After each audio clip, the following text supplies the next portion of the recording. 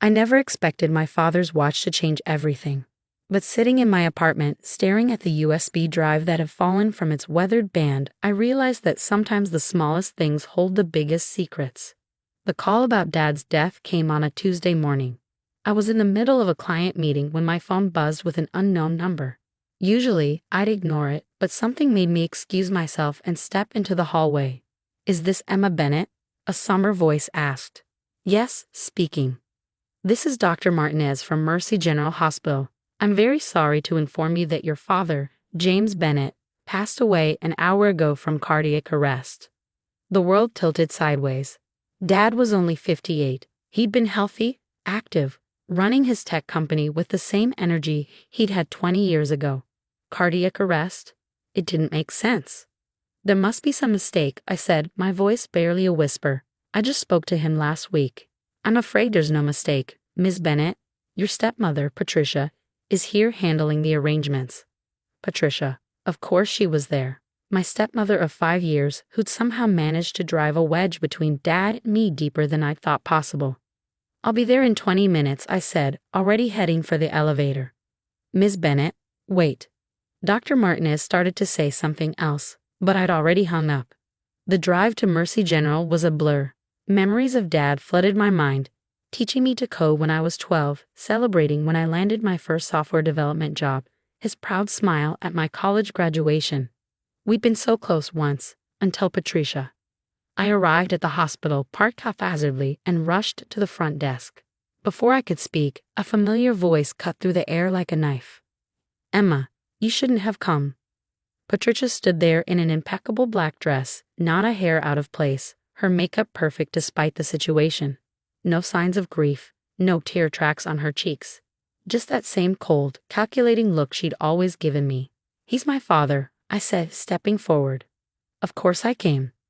"Was," she corrected, her red lips curling into a slight smirk. "Was your father, and he made his feelings about you very clear in the end." My hands clenched into fists. "What are you talking about?" Patricia pulled an envelope from her designer handbag. "Your father left specific instructions. He didn't want you at his funeral. In fact, he didn't want you involved in any of the arrangements." She held out the envelope, and with trembling hands, I took it. Inside was a single sheet of paper with Dad's company letterhead. "I, James Bennett, being of sound mind, declare that my daughter Emma Bennett is not to attend my funeral or be involved in any arrangements following my death. All decisions are to be made by my wife, Patricia Bennett." The signature at the bottom looked like Dad's, but something felt off. I'd seen his signature thousands of times, on my school permission slips, on birthday cards, on the checks he'd written to help me start my own software company 2 years ago. "This isn't real," I said, looking up at Patricia. She shrugged, taking the paper back. "Believe what you want. But if you show up at the funeral, I'll have security remove you." That's what James wanted. "I want to see him," I demanded. "One last time." "He's already been taken to the funeral home," Patricia said, checking her watch as if this conversation was boring her. "And you're not allowed there either. Go home, Emma. You've caused him enough pain." "Pain? What pain?" "Dad and I were fine until you." "Until I what?" Patricia stepped closer, her voice dropping to a whisper. "Until I showed him what his precious daughter really was. An ungrateful child who only wanted his money, who was trying to steal his company." "That's not true." My voice cracked. "I never." "Security," Patricia called out, and 2 guards appeared almost instantly. "Please escort Ms. Bennett out. She's not authorized to be here." As the guards approached, I saw the triumph in Patricia's eyes. She'd won just like she'd been winning for the past 5 years, slowly taking Dad away from me, poisoning his mind against me, and now she'd even taken away my chance to say goodbye. I let the guards lead me out, my mind racing. Something wasn't right. Dad and I had spoken just last week. He called me about a potential security flaw in the company's new software. We talked for an hour, just like old times. He'd laughed at my jokes, asked about my new project. There had been no anger, no disappointment. In my car, I sat gripping the steering wheel, trying to make sense of it all. That's when I remembered Dad's watch. The old Omega he'd worn every day since I was a child. He promised to give it to me one day, saying it held more value than I knew. I started the car, but instead of heading home, I drove to Dad's office. As one of the founders of Bennett Tech Solutions, I still had access to the building, even though I'd started my own company 2 years ago. Patricia might control the funeral, but she couldn't stop me from collecting Dad's personal effects from his office. The security guard at the front desk, Mike, had known me since I was a teenager. "Emma, I'm so sorry about your father," he said, genuine sadness in his eyes. "Thanks, Mike. I just need to get some things from his office." He nodded, understanding in his eyes. "Take all the time you need." Dad's corner office was exactly as I remembered. Floor-to-ceiling windows overlooking the city, walls lined with tech awards and family photos. I noticed with a pang that Patricia had already removed the photos of me. I went straight to his desk, opening drawers, looking for the watch. It wasn't there. I checked the small safe behind his degrees, empty. The cabinet where he kept spare clothes, nothing. Frustrated, I slumped in his chair, spinning slowly. That's when I noticed something odd about one of the remaining photos on his desk. It was recent, taken at last year's company Christmas party. Dad and Patricia stood together, his arm around her waist. But his watch, the watch he never took off, was missing. I leaned closer, studying the photo. In every other picture I'd ever seen, Dad wore that watch. It had been his father's and his father's before that. A family heirloom that meant everything to him. My phone buzzed, a text from Patricia. Security called. "Get out of his office now, or I'll have you arrested for trespassing." I had 5 minutes, maybe less. I frantically searched the room again, this time looking for any sign of where he might have hidden something important. Dad had always been paranoid about security. It's why our company had been so successful. He would have had a backup plan. Behind his desk was an old photo of us at my college graduation. I was wearing his watch in the picture, had let me wear it for good luck during my final exams. That's when it hit me. I rushed to my old office down the hall, now used for storage. In the back corner was a filing cabinet I'd used years ago. The bottom drawer had a false bottom. Dad had helped me install it when I was working on my first major project. My hands shook as I pulled out the drawer. There, wrapped in an old t-shirt, was Dad's watch. I heard voices in the hallway. Security was coming. Quickly, I shoved the watch in my bag and walked out, nodding casually to the guards as they passed.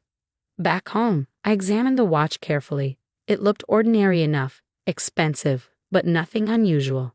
I turned it over in my hands, remembering how Dad would fidget with the band when he was deep in thought. The band, something wasn't right about it. The leather was worn, but there was a slight bulge near the clasp. I pressed it gently and heard a tiny click. A small USB drive fell into my palm. My heart pounding, I plugged it into my laptop. A single video file appeared, dated just 2 weeks ago. With trembling fingers, I clicked play. Dad's face filled my screen. He looked tired, worried, but determined. "Emma, if you're watching this, something's happened to me. And knowing Patricia, she's probably trying to keep you away." I paused the video, tears blurring my vision. Dad had known. He'd known something was wrong, and he'd left me this message. Taking a deep breath, I pressed play again, ready to learn the truth about what had really happened to my father. Dad's face on my screen looked exhausted, his usual confident smile replaced by worry lines I'd never noticed before. I turned up the volume, not wanting to miss a word. "Emma, if you're watching this, something's happened to me. And knowing Patricia, she's probably trying to keep you away. First, I need you to know, I never stopped loving you, never stopped being proud of you. Everything that's happened these past few years, it wasn't what you thought." I paused the video, wiping tears from my cheeks.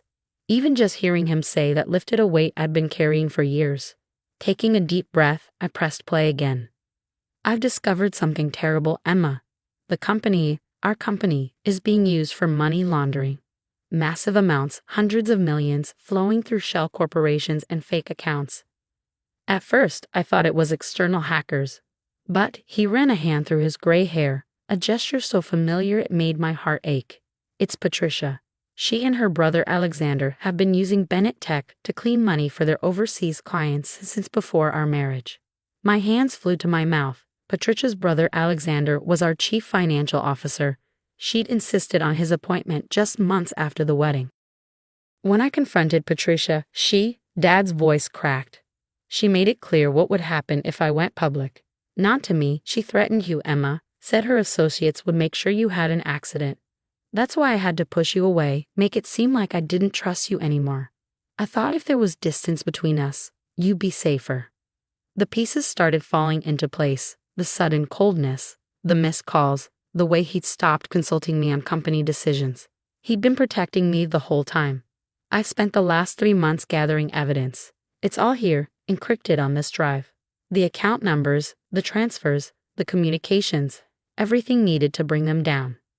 I was planning to take it to the FBI next week, but he glanced over his shoulder, paranoid.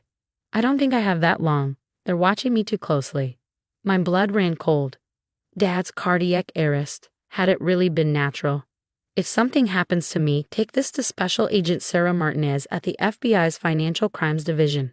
Her contact information is in the encrypted files. The password is Emigrace2009, the day you wrote your first line of code. He smiled briefly at the memory. But be careful, sweetheart.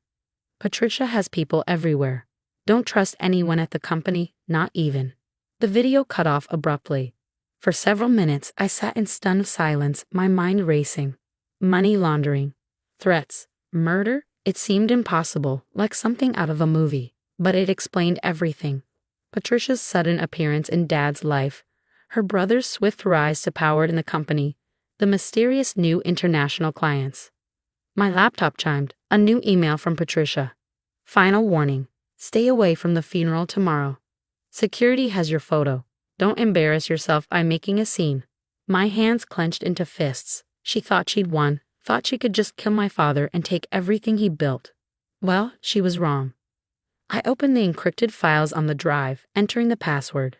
Dozens of documents appeared, financial records, emails, photographs. Dad had been thorough. One folder was labeled Proof of Threats. Inside were recorded phone conversations between Patricia and someone speaking Russian, discussing what would happen if James Bennett didn't play nice. My hands shaking, I pulled up the contact information for Special Agent Martinez. But before I could reach for my phone, a sharp knock at my door made me freeze. Ms. Bennett? This is Detective Wilson, NYPD. We need to speak with you about your father's death. I quickly pulled the USB drive from my laptop, slipping it into my pocket. Through the peephole, I saw 2 men in suits showing badges. But Dad's warning rang in my ears. Patricia has people everywhere. Don't trust anyone. Just a minute, I called out, buying time. I snapped a photo of their badges through the peephole, then sent it to Mike, the security guard from Dad's building. He'd been a cop for 20 years before retiring. He'd know if they were real. My phone buzzed almost immediately. Those badge numbers don't exist. Get outie. My heart pounding, I grabbed my go bag from under the bed. Something Dad had insisted I always keep packed for emergencies. Now I knew why. There was a crash as the men started breaking down my door. I ran to my bedroom window and out onto the fire escape, grateful I'd chosen an apartment with a back exit. As I climbed down, I heard them entering my apartment above. She's gone down the fire escape, one shouted. I dropped the last few feet into the alley, adrenaline masking the pain in my ankles. My car was out front, too risky. Instead, I ran toward the subway station 2 blocks away, weaving through the evening crowd. Looking back, I saw the fake detectives emerging from my building, scanning the street. I ducked into the subway station just as they turned my way. My phone buzzed again. Mike. My police contacts say no detectives were sent to your apartment. Watch your back, kid. Your father was worried about something big before he died. I shot him a quick thanks, then turned off my phone. They could probably track it. On the subway platform, I bought a burner phone from a vending machine with cash, then boarded a train heading downtown. I needed somewhere safe to plan my next move. A hotel was too risky. Patricia had the resources to check them all. I couldn't go to my friends. I wouldn't put them in danger. Then I remembered Dad's lake house, the small cabin upstate where we used to spend summers coding and fishing. Patricia had always hated it, calling it a worthless shack. As far as I knew, she didn't even know its location. But first, I needed to make a copy of the USB drive. If something happened to me, the truth about Dad's death had to come out. An hour later, I sat in a 24-hour internet cafe, using their computer to create encrypted copies of all the files. I sent one to a secure email account I created and another to a cloud storage service under a fake name. As I worked, a breaking news alert popped up on the cafe's TV. Tech CEO James Bennett's death ruled natural causes. Memorial service scheduled for tomorrow. The camera cut to Patricia, standing outside Bennett Tech's headquarters in a black designer dress, dabbing at dry eyes with a handkerchief. James was everything to me, she said, her voice breaking perfectly. We just want to lay him to rest with dignity, without any disruptions from certain parties who might want to dishonor his memory. I gritted my teeth, knowing exactly who she meant by certain parties. But her performance was convincing: the grieving widow, the dignified businesswoman taking on her husband's legacy. No one would suspect she was behind one of the biggest money laundering operations in the city. Almost no one. I pulled out the burner phone and dialed the number Dad had left for Special Agent Martinez. It rang twice before a professional female voice answered. This is Martinez. My name is Emma Bennett.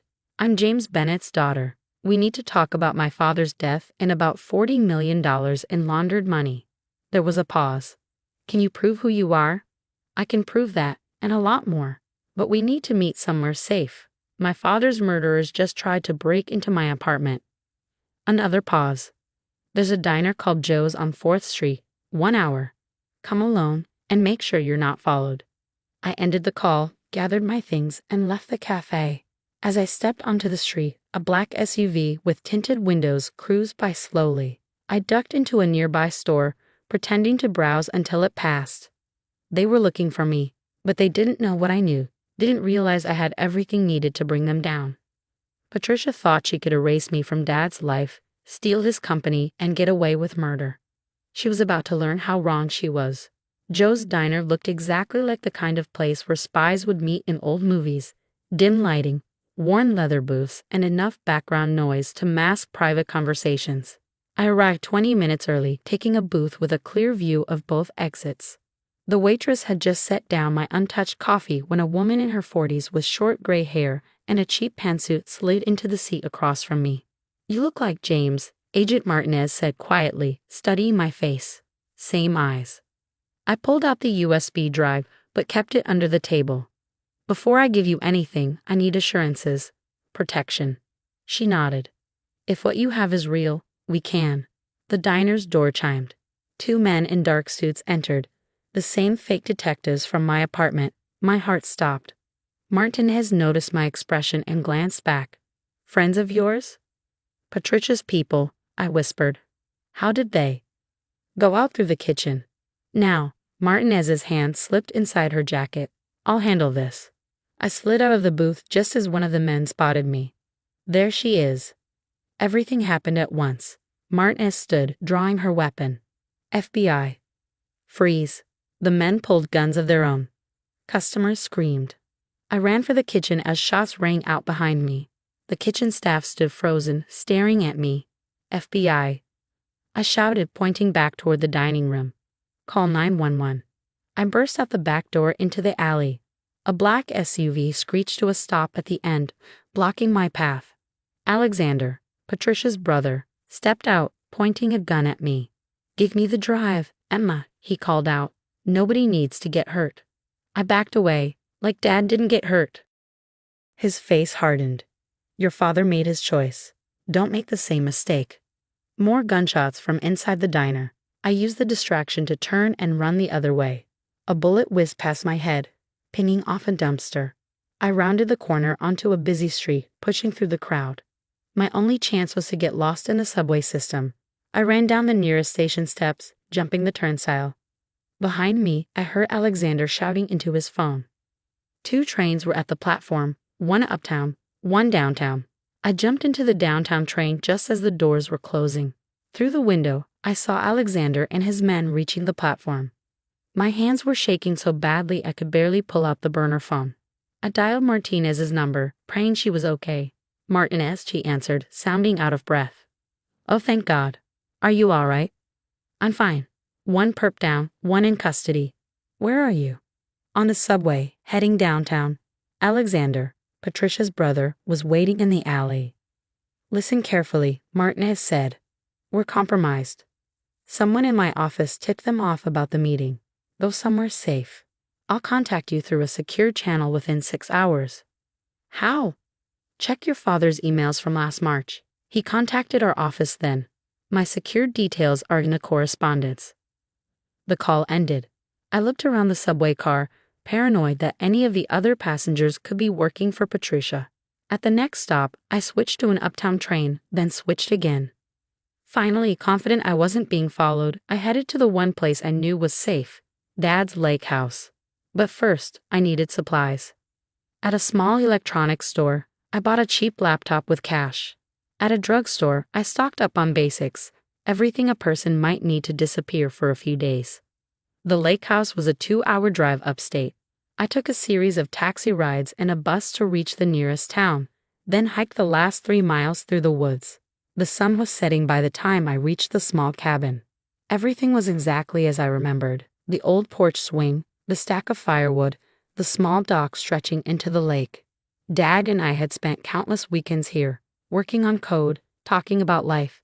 He'd taught me everything I knew about programming on that porch. The hidden key was still under the loose board. Inside, a layer of dust covered everything, but otherwise, the cabin was untouched. Patricia really didn't know about this place.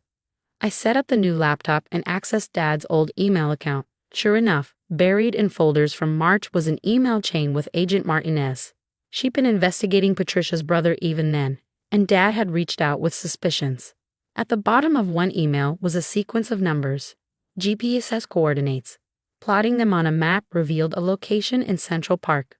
My phone buzzed. A text from an unknown number. Dead drop at the coordinates. 3 a.m. Bring everything. I had 4 hours. Time to prepare. Using the laptop, I dug deeper into the files from the USB drive. Dad hadn't just collected evidence of the money laundering. He created a kill switch, a program designed to expose every transaction, every shell company, every dirty deal. One button would send it all to law enforcement agencies worldwide. But he coded it to require 2 keys to activate, his own and one other. As I studied the code, my eyes filled with tears. The second key was coded to my specific programming style, using markers and structures only I would think to use. Dad had made me his backup plan all along. A sound outside made me freeze. Footsteps on the porch. A shadow passed by the window. They'd found me. The footsteps on the porch grew closer. I quietly closed the laptop, gripping the USB drive in my pocket. The back door offered an escape route, but I'd never make it across open ground without being seen.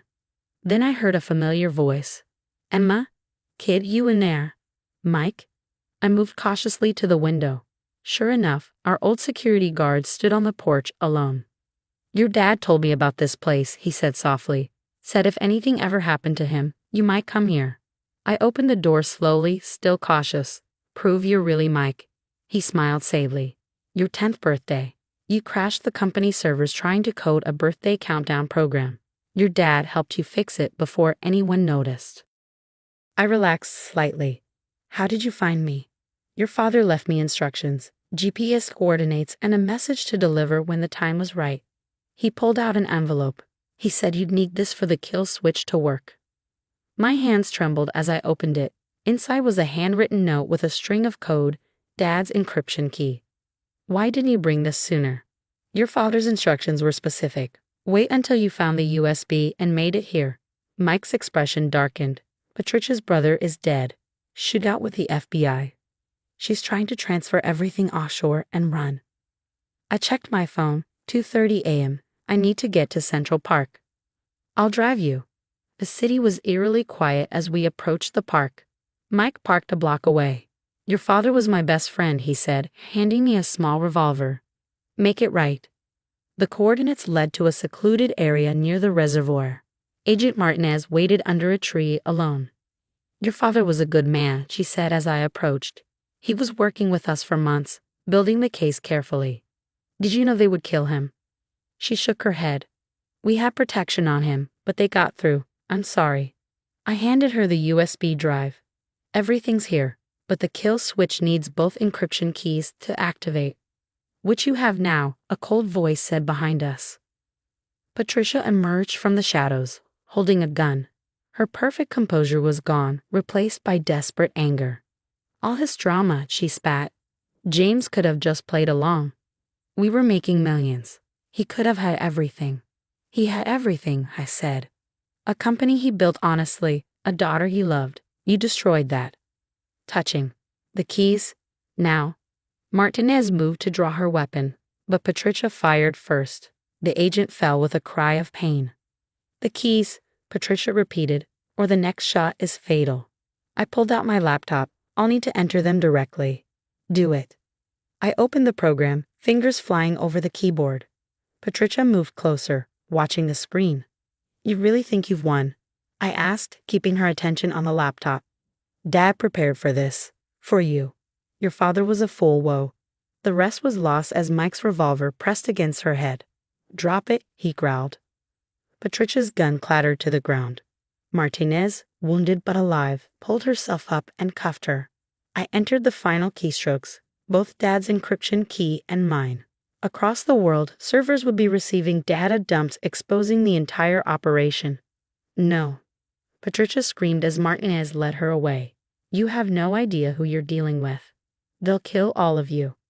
Actually, Martinez said, your associates are being arrested right now. The kill switch didn't just expose the money laundering. It revealed everything.